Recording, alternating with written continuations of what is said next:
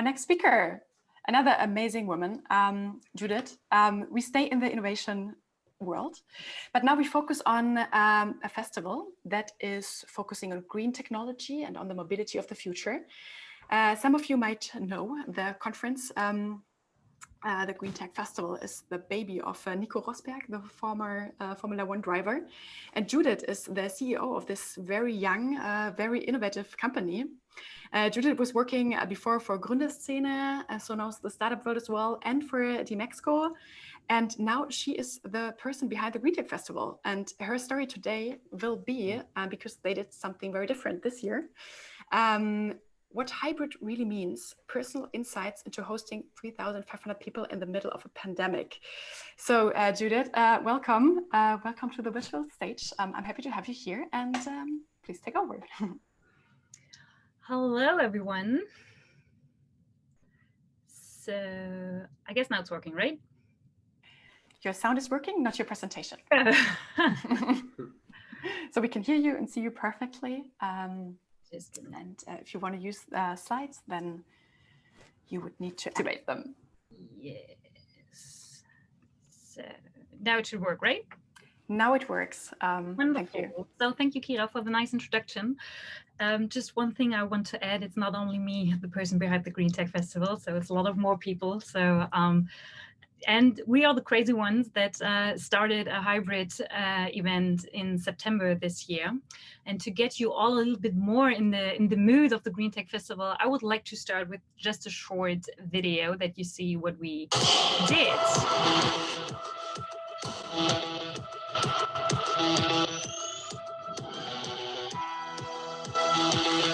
Very warm welcome to the GREENTECH Festival 2020.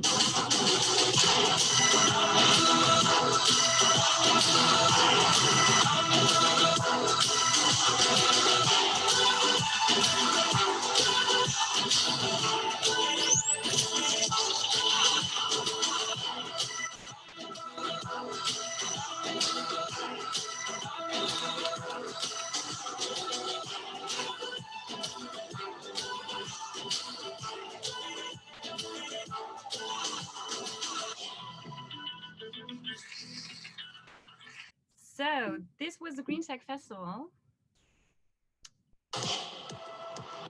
I'm sorry, I'm struggling now. And just some key facts about the GREENTECH Festival. It was founded by Nico Rosberg, Marco Vogt, and Sven Krüger in 2018. And you should know that Marco and Sven had founded the Green Awards 10 years ago, and Nico was one of the winner in 2018, and he went into the location at this time in Munich and said, guys, this is amazing, but why do we can make it even bigger, just create a GREENTECH Festival where we celebrate change and bring the vision to create a space where network for all who are actively promote and want to change something into a greener future can happen. So the first edition in 2019 was hosting in cooperation with the Formula E, and had more than 35,000 attendees. And I guess the most interesting thing about the GREENTECH Festival is that it works with diverse models. That means that we have a portfolio of an exhibition, of a conference, of a concert, of an award, and since 2020 also in digital formats. I would like to take you a little bit of the journey that we had this year. You should also know that I started in January 2020. As I said, 2019 was really successful for the team, but they recognized that the festival and the organization of a festival is a lot of work and needs a lot of more structure. So that's why they decided to get me on board. And in January, we started with a great back on track announcement within Festival E-Log of Deutsche Bahn, and our plan was pretty clear. So we expected to reach more than 40,000 attendees at the festival. We planned at Tempelhof Airport. I don't know if you know Tempelhof, but it's huge. And if you plan 3 full exhibition hangars, it's a lot. We have been also in great talks and in with Formula E and planned a really big cooperation. And it was also the idea to do our first international move to New York. And then March came. I guess you all remember that. Lucky us, we had the closing party of the British Embassy because we had our awards jury meeting in the British Embassy. It was the last event where I saw all the employees that I have known for 3 months. And yes, and then it hit us in the first moment really, really hard because we needed to bring all people into the home office and work with them from there. We had a lot of uncertain partners, negotiation stops. I'm pretty sure all of you know these struggles. So it felt a little bit like a project shutdown. We sent our teams also in short time work, and we realized pretty well that we will be not able to meet the June deadline. So what happened? Of course, we put the reset button, and in April, we decided, okay, so we will definitely do the festival in a hybrid version. So it was for us really important to do also an on-site event. And we decided to communicate in April that we will do the festival. It will be later and it will be a little bit different than planned. So what started now, we talked to our partners, a lot of partners stayed on board. We started to activate new partners. Of course, we also lost partners. We decided to go in a new location because Tempelhof was much too big for us. We decided on a new date and worked on a hybrid concept. Of course, also COVID was asking for a lot of things, so we needed to bring a hygiene concept also with a new festival. And yes, we announced that we will reschedule and cut the short time work, got everybody back on board, and hired new people with new and right needed skills.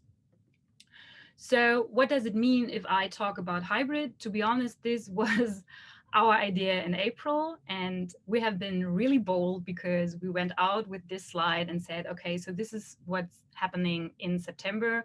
And to be honest, no, not everyone was really sure if we will be able to work this really out. And so we started to bring our 4 modules that I already told you about: conference, exhibition, awards, and concert, and thought, okay, so what could be new digital formats? What needs to be on site? What can be also digital? What do we need to get it digital? So of course, we also work with an external platform, had a lot of learnings about that. And we also created some new digital verticals. For example, we had Switch Screen, which is an hour with prominent personalities that talk about their moment when they switch screen. And because of our very great ambassador and co-founder Nico Rosberg, we have been able to bring people to the switch screen format like Robert Redford, Sting, or also Sundar Pichai, the CEO of Google, who had fun being part of this. In April and September, this was, as you all know, when you also have an on-site event, was very busy, and we got a lot of learning. So I can tell you Corona is really expensive, especially if you want to do both sides. I mean, we had the offsite and the online idea, and we had a lot of things to work out because of Corona. For example, we needed to slot all the exhibition people that want to go through the exhibition. We needed Corona officers. There was a lot of new stuff like air conditioners that we needed to bring in every room. So this was kind of expensive. I guess one of my most important learnings was that you need to be honest and transparent in your communication, especially to partners, co-workers, and service providers. I mean, no one of us had Corona do before, so it was quite important to be very honest with your co-players in this game and to tell them, okay, so this is what we're doing, this is what we're planning, do you think this works out? And especially with the partners, it worked pretty well. As I already told, boldness is also needed sometimes. And of course, we decided to do September.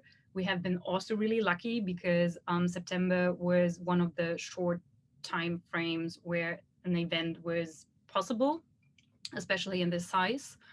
Then going digital is nothing you can do on the side. I mean, we had great examples already with Slush and Bits and Pretzels. They did in a digital way a lot of better than we did. We took a lot of learnings, and it is really important that you focus on that too, because it's not going on the side. Content is still king. So especially when you go more digital, the digital storytelling about all the different social media channels is really important. And that is what was really loved by our partners. So I guess we did a good job in this thing. As you know, ticketing can be a pain in the ass, especially when it comes to Corona rules. And you need a plan A, B, and C in your pocket if you host an event in the middle of a pandemic. And as I said, you also need to be a little bit lucky. These are the KPIs that we reached. So compared to the amount that we were able to host, you should know that in Berlin at this time, it was allowed to get 750 people into a location at the same time, in a location where normally more than 7,000 people are around. So we have been sold out for all our on-site modules, which was pretty cool. And yes, this is just for your information. Of course, we had a lot of speakers. We had also some speakers at the venue, but we had also a lot of people coming from all over the world into our stage digital, which worked out pretty well. And yes, and our media reach was for the 3 days really, really amazing, because we had a lot of media partner. And as we have been the only event that was taking place at this time in Berlin, a lot of media was also around. So this was a lucky shot for us too. And if you ask me for a conclusion, it was tough. It was not always fun, as you can imagine, but it was worth it, because the feedback of the partners and also of the visitors online as well as offline was really good. The team is really motivated for 2021. So this is really nice to see, and the partners are too. So most of the partners booked also for 2021, which is amazing for us. And we delivered and showed as a 2-year-old startup that events can work as hybrids during a pandemic, but of course it needs a lot of work. But teamwork makes the dream work, as always.